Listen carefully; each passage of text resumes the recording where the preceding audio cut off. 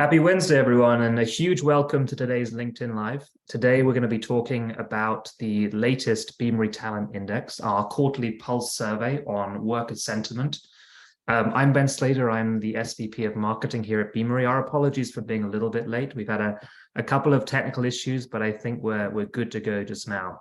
So before we dig in, this quarter's edition of the Talent Index really highlights the importance of retention strategies in the wake of changing work preferences and an unpredictable economic world that we're moving into. And I think there's lots of great takeaways here, both for employees looking to navigate their careers, but also for organizations who are looking to get the most out of their workforce and retain high performance. So we're going to dig in. Thank you for following along with us. And obviously, any questions, please do get in touch, and we can certainly follow up on those. So let's get started. Why people might be moving from your organization. So, since we began the Talent Index six editions ago, gosh, which is probably 18 months, we've asked the same question every time. Out of the people that respond to the survey, who would be considering a job move? And who is actively considering it at this time? And we've seen that number fluctuate between 50 and 60%, but it stayed pretty consistent in that range, even through the Great Resignation. And, our hypothesis moving into a less certain economic reality is that people might be a little less hesitant to look outside their organization. However, that's actually not proved to be true. 50% of people would still actively consider leaving their roles, even today. And, that really shines a light on the fact that as employers, as companies, we're not perfect. We don't have everything right. And there are plenty of things that we can do to keep, our folks that work at our organizations engaged, retained, and actively, seeking out their career ambitions at our businesses. 1 in 5 people say that they are currently actively looking for new roles, which again, I think is really healthy data for us to consider as organizations. The reasons for that. So what are the top 4 reasons? The top 3 really tied to compensation. With cost of living changes, I guess this is no significant surprise. One thing that I did find interesting is that 22% say that they are seeking a career change or looking to move into a new industry. And, as we move into, again, potential recessionary environment, different industries, different companies are better set up for success. And therefore, again, if this feels like it could be you as a business, worth considering, whether it's something that you might be able to prevent by giving people a role in a different area of your business or a different business unit. What do workers want? So we've touched on salary, we touched on security and benefits. 2 things outside of that, which I think are really important to call out, is number 1, flexibility. So we talk a lot about, a new generation of workers in the workforce who want different things, who want to work in different ways, who want different types of recognition. Now, a lot of research shows that this is not a generational divide. This is something that we all experience. We all want to work in different ways. We want different flexibility. And really, there are different archetypes about what everyone wants out of their career today. There are those which are more traditional, and then there are those where work is only a part of the fabric of life, and people want the flexibility to either work from home or to work to support a different kind of family or personal ambition. And this work flexibility is still very much at the front of mind for people when they consider the type of organization they want to work with or the type of career path they want to follow. The other thing that, again, is essential for us to recognize is career development.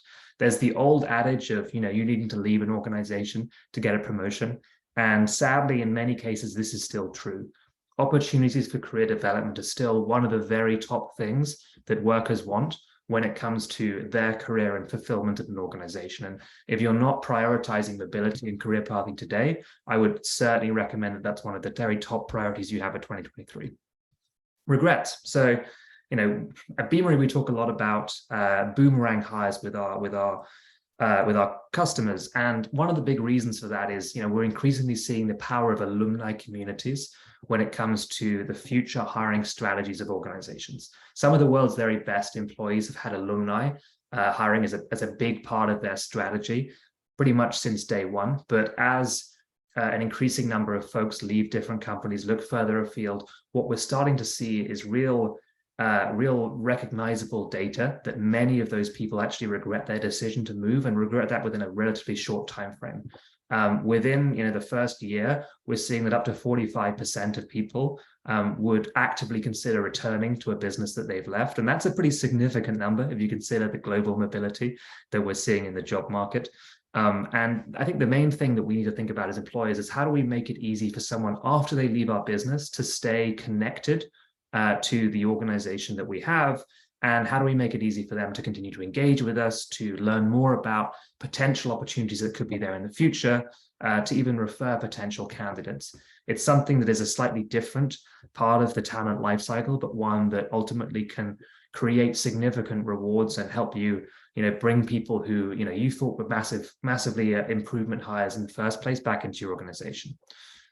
So we've already talked about the importance that people put into moving into new roles within the organization.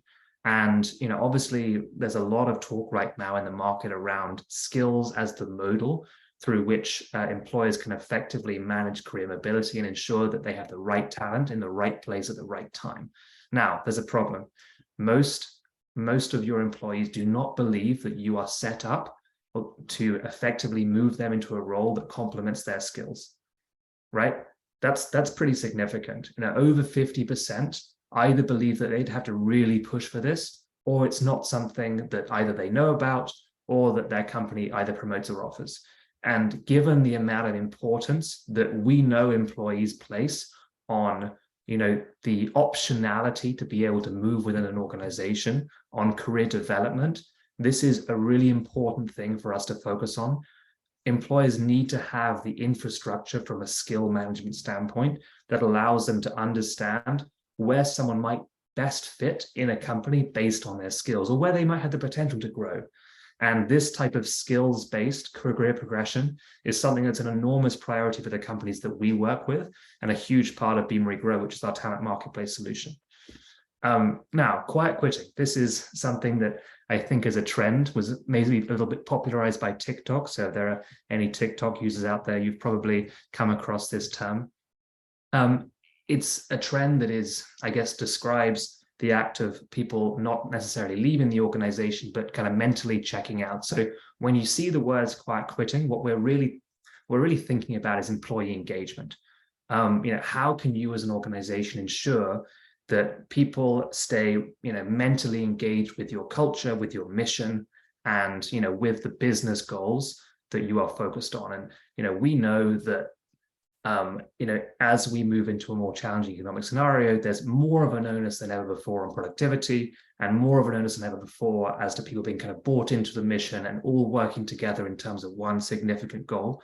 So, a pretty big impact here that this is having.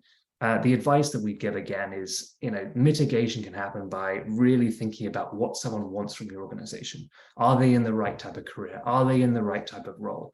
Do they have the skills or working style to be successful? And how can you put them in a place to be successful?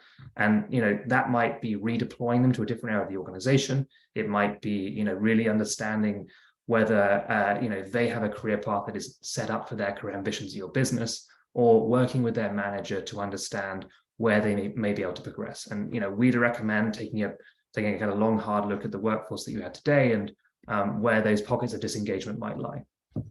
So we've talked a lot about internal mobility. I think the other kind of component to this is upskilling. And again, we see from the research that we run that while this might be a corporate policy or a corporate area of investment, something that companies believe to be important, actually when it comes to the employee themselves, they feel that they don't have sufficient time to upskill or retrain, right? So we're sort of talking in broad brush terms about workforce transformation and the fact that, significant areas of our business might need to change over the next 3 to 5 years to ensure that we have the skills we need to be successful. The workers themselves feel like they aren't being given the opportunities to upskill, or it's not being made a priority for them, or they just don't have time. So again, a consideration as we think about changing workforce dynamics: are we giving people the opportunity to change? Are we giving them the tools they need to be successful?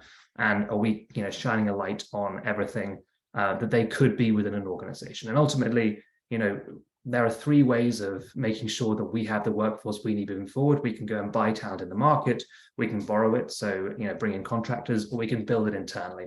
And as we look at a talent pool that is still very tight when it comes to key skills, really developing the capacity to build talent and to build the skills and capabilities that you need is going to be enormously important. And again, we'd really recommend in thinking through that part of the strategy as a significant area of investment for next year. So look, that said, a whistle-stop tour of some of the key points of our latest talent index.